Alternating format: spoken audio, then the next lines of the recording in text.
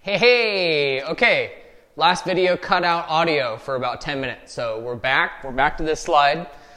Was just had this map of the distribution of all of the banded iron formations around the world, and as I was saying, the 5 Earth systems now that we have, with the appearance of this 5th of life, that has led to a whole lot of striking changes around the rest of the system. So adding a new system seems to change aspects of one of the systems, which has, of course, an effect, a redistribution or re-equilibrium effect on the rest. This is a really nice and pretty accessible in more sort of layman terms. I believe this is in like kind of a American Journal of Science, or a Scientific American type of article. I'll look this up and link this in the notes below. But this is a paper discussing the Great Oxygenation Event in context of all minerals that have been named and classified chemically. So earlier in the class, we went through the silicate system. We went through the major 8 rock-forming minerals from the mafics, aluminosilicates, and the pure silicates like quartz. But we didn't really touch our oxides or a whole bunch of other suites or groups of minerals. Well, a little bit of calcite we discussed. But the Earth systems that's mostly silicate-based, that's all you need to know for those things. But there's all these other minerals that show up, and actually, as the authors here say, an explosive growth that show up at the presence of oxygen about 2.5 billion years ago, and of course forward. Oxygen, or that free respirable O2 molecule, oxygen molecule, 2 atoms bonded together, seems to have changed the entire chemistry of the face of the atmosphere, of course. Previous to this event, the atmosphere is full of carbon dioxide, and now that life, or carbon-based life, seems to be drawing down carbon in a new type of system, then farting out or degassing or wasting oxygen, this new molecule. Oxygen is now replacing carbon dioxide in the atmosphere as a major component or a major constituent of the atmosphere. So that led to, of course, oxidation of not just the minerals and the ions in the ocean that have led to banded iron formations, but also to that stuff on land. And now the land begins oxidizing. The continents begin to oxidize or to rust. And with that is a whole new suite of minerals. This development resulted in an explosive growth in the diversification of minerals. So there we have a really well outlined paper that adding in the biosphere changed not only the atmosphere, as we were already discussing, the air composition, but the geosphere as well. Not only is it this adding new minerals that can precipitate at atmospheric temperatures and pressures. So an example might be calcium carbonate, the white stuff that precipitates on a shower head or a faucet head with hard water.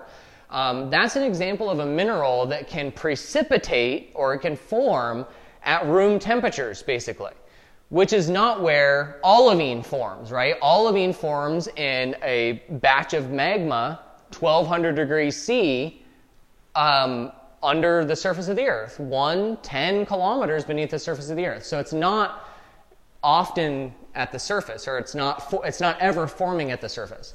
Now, oxygen at the surface in the atmosphere is a new chemical element to make a whole bunch of new atmospheric conditioned minerals with. So we see, new cave formations and things like this in this explosive growth. But also, so it's not just adding new minerals that precipitate or have the ability to precipitate. This is also fundamentally changing the way that the continents weather. Now, before this, we talked about the continents weathering to get ions into the ocean, and that was through a process called hydrolysis, or rainwater that's slightly acidic can dissolve some minerals, say like the feldspars, over time, and that forms clays, which of course we discussed during the origins of life. The formation of clays is really just rain falling on rocks like granites.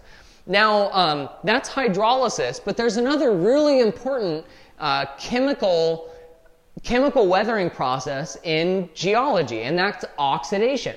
Take your olivine, pyroxene, anything mafic, anything that has iron in it, and if that's exposed to the surface, like say a basalt is exposed to the elements, now a new element that's part of that is oxygen, and oxygen can oxidize the biotite, and it can form iron oxide minerals, limonite, goethite, rust basically, and ions in solution, and maybe even a byproduct clay beyond that. So not only is the biosphere changing the atmosphere, it also changed the geosphere, the minerals that are present, and how it weathers and how quickly it weathers.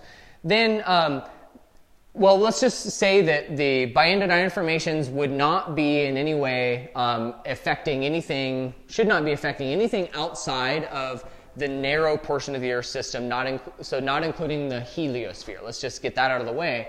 And then go to the hydrosphere. How would the hydrosphere be affected by this?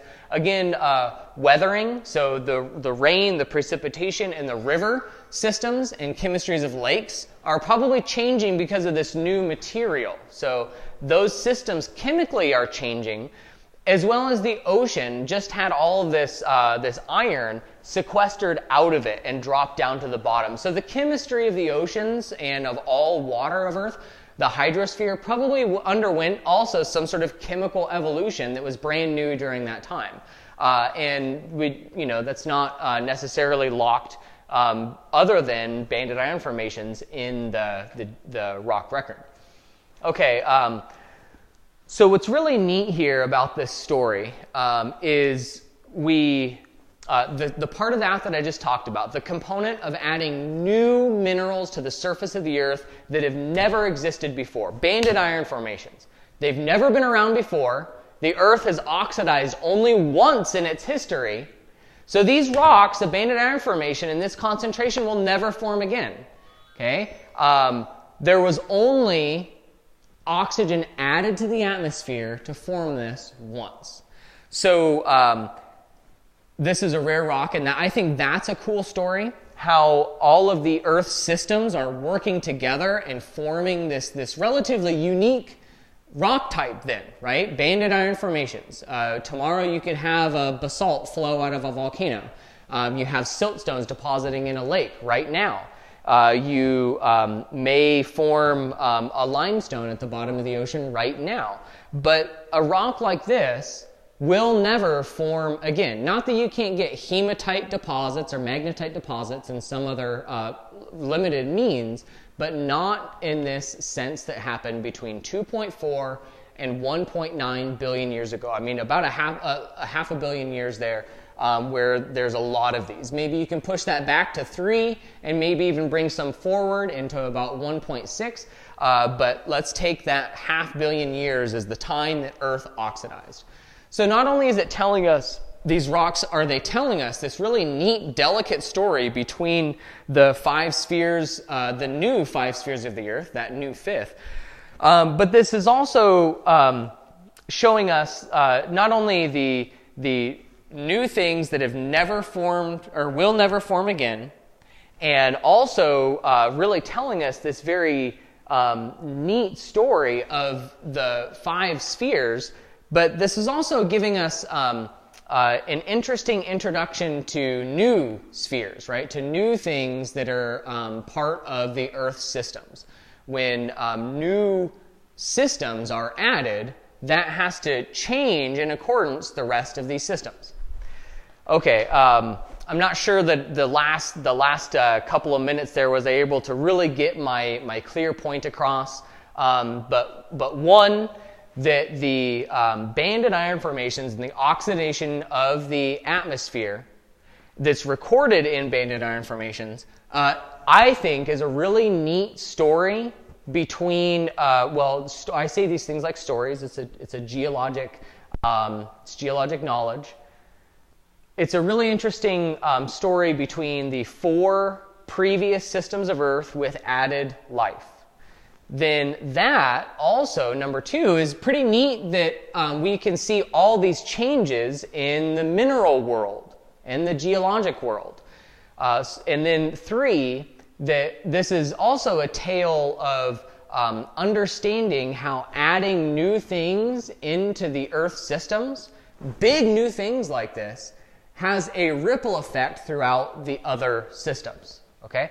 And I'll go back to that example of the mass extinction that occurred, right? Even though life had been around for a while, it was this new, really big introduction to life that had, almost in a way, a catastrophic effect that impacted the system, the new system itself, and had a major drop or major impact in that before it, of course, rebounded back to be in equilibrium with more of the systems. Okay, now, last thing about the evolution of minerals here, well, actually that is the last thing, is that discussion of all of the explosion of minerals that occurred. Now, that's not only is that an interesting word to use, explosion. You get this idea of a volume increase, right? Just like an explosion of air, like an exploding bomb, the air just volumetrically increases and spreads. And that same phenomena occurred with the presence of oxygen in the New World, or in the oxygenated world. And that has caused some to think of this as the evolution of minerals, or the actual evolution of the silicate-based life form that once oxygen is brought into the system, that is a new means by which this evolution, or a chemical change through time, occurs on this silicate-based rock. So I'll also link this in the notes below, but hopefully what I'm pointing out here is that these profound changes do occur by relatively some simple things. I want to say today's dose of violence is brought to us, and this is an interesting dose of violence, right? The poisonous gases that were produced by photosynthetic organisms that are now, it's inherent for us. We have to have this oxygen, right? You and I, as oxygen-breathing organisms, as well as all the other animals that we know and love, are in this delicate biospheric balance with those that are respiring the oxygen, those that are expelling the oxygen, like plants and cyanobacteria, or diatoms in the ocean that are producing the oxygen that we inhale.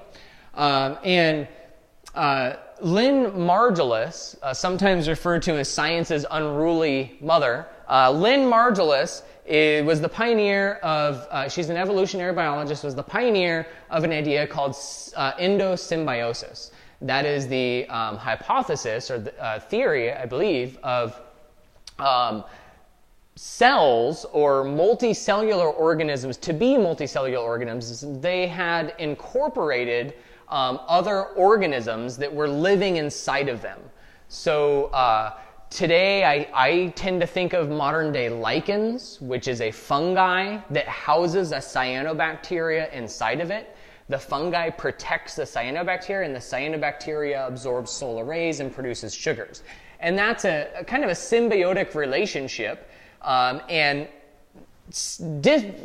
dissimilar to that, what Lynn Margulis was arguing for was that some of these early organisms that we just talked about, these banded iron formation, oxygen secreting things, when the mitochondria started to be housed in a cell, her idea was that the mitochondria was actually its own separate unicellular organism that then a different organism captured, just like eating food, but happened to capture an organism that could make food from the sun and become a powerhouse. And this was a way that cellular evolution occurred, was not just by a process of natural selection, but actually by a process of fully on incorporating a different organism into doing its bidding. It's really interesting. I'll link to a short TED Ed video below on both just overall the phenomena we're talking about here of the oxygenation of the atmosphere and how catastrophic that was for life,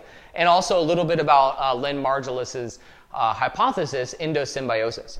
What I'm really getting to with putting Lynn Margulis up here is she also was foundational in the what became known as the Gaia hypothesis. Her, an evolutionary biologist, along with a physical chemist, James Lovelock, they both began looking at the world, the natural world around them, and the feedback loops that existed chemically in this entire system.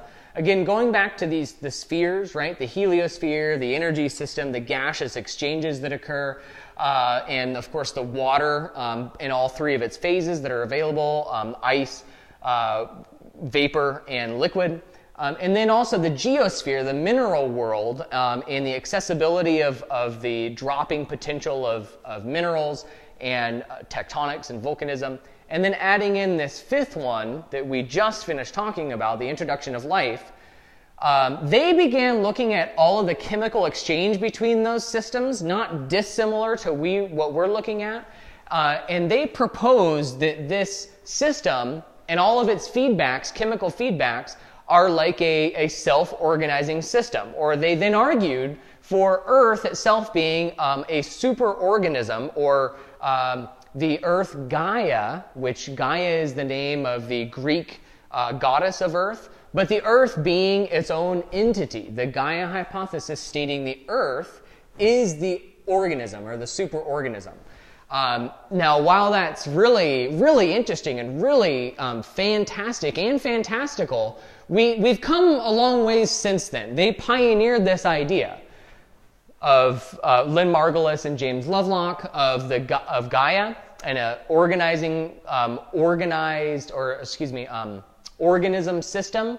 And today, what that has led us into by researching and being skeptical of this is into today's perspective of Earth system sciences. And I think this is a good day to acknowledge Lynn and her contribution towards that. Because of both endosymbiosis, those microorganisms that we just were talking about, and also that today, afterwards, that fifth part of the Earth's sphere, life, is going to be a central theme of Violent Earth. We're going to really talk about how life affects its environment, like poisoning its environment, and how its environment, how it is affected by its environment, how the environmental influences change life, and life being relatively mutable then and at the whim of its environment. So today is also a good day to acknowledge the Gaia hypothesis in general and how far we have come to understand the Earth as a system. It is almost a foregone conclusion in most larger Earth system scientists' mind, or not just Earth system scientists, but astrobiologists and other astronomers, chemists and physicists, universe, people studying in many broad disciplines, that the integration of disciplines into a more holistic Earth systems perspective is really encouraged. So we might not call it Gaia, and it might not be argued as a self-organizing organism anymore by today our measures and our standards, but there is undoubtedly a feedback of the systems, a chemical feedback that all of these systems are in sort of a delicate, harmonious balance, where there's never really a balance. It's always going a little bit back and forth beyond, never over a threshold where life doesn't exist. Since life has made its appearance on this planet, it has been able to strike a chemical balance between the systems and been able to stay sustaining on Earth, which they argued was essentially a planet coming alive or living and able to sustain itself then. So interesting ideas today. With some of the reading for this week, I put up a chapter from Jeffrey Davies. The chapter is called Rungs of a Ladder. It's from the book Birth of the Anthropocene. We haven't discussed the Anthropocene a whole lot in this class, but that is the last weeks of topics. That's where we're going. Again, how does life affect its environment? In that chapter, you will hear, I think, a bit about the Gaia hypothesis. I may be mixing some of his content up with the next week's reading and the author from next week's reading.